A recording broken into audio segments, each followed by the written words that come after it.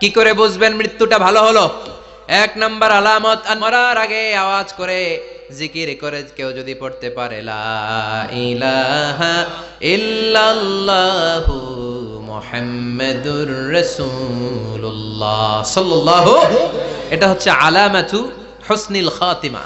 আপনার মৃত্যুটা যে ভালো মৃত্যু হয়েছে এটার আলামত। বিশ্বনবী বলেন, মান কানা আখিরু কালামিহি লা ইলাহা ইল্লাল্লাহ, যে ব্যক্তির সর্বশেষ কথাটা হবে, বাক্যটা হবে লা ইলাহা ইল্লাল্লাহ, দাখালাল জান্নাহ, সে জান্নাতি হয়ে যাবে।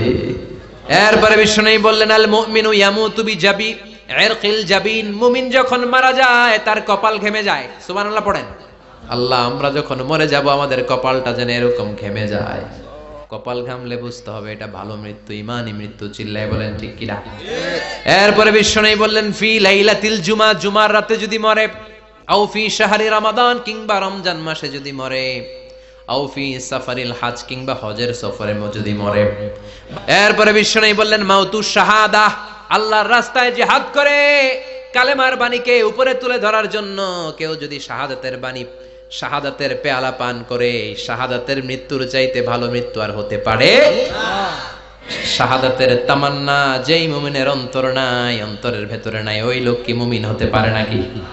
কেউ যদি আল্লাহর কাছে শাহাদাত অন্তর থেকে কামনা করে, রব্বুল আলামিন ওই ব্যক্তিকে শাহাদাতের মর্যাদায় নিয়ে যাবেন, যদিও সে বিছানায় পড়ে পড়ে মারা যায়।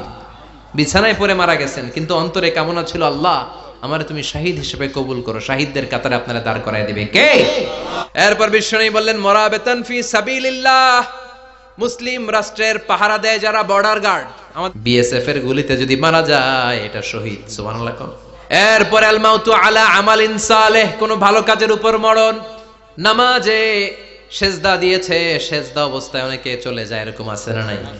তাহাজ্জুদের জায়নামাজে যেন আমাদের মরণ হয়, পড়েন আমিন। রোজা অবস্থায় মারা যাওয়া, নেক আমল অবস্থায় মারা যাওয়া, এগুলো হচ্ছে আলামাত হুসনিল খাতিমা।